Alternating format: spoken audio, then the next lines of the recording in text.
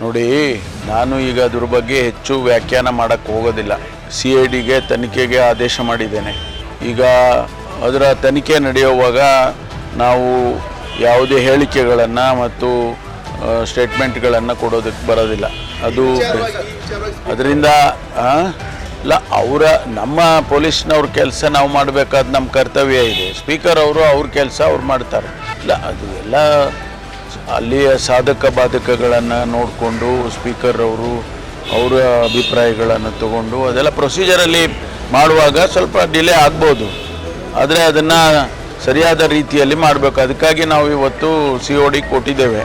ತನಿಖೆ ಮಾಡಿ ಅದರಲ್ಲಿ ಏನಿದೆ, ಏನು ಸತ್ಯಾಸತ್ಯತೆಯನ್ನು ನೋಡಬೇಕಲ್ಲ. ಕೆಲವರು ಹೇಳ್ತಾರೆ ಈಗ ಅವ್ರು ಹೇಳಿದ್ದಾರೆ, ನಾನು ಆ ರೀತಿ ಹೇಳಲೇ ಇಲ್ಲ ಅಂತ ಹೇಳಿದ್ದಾರೆ ರವಿ ಅವರು.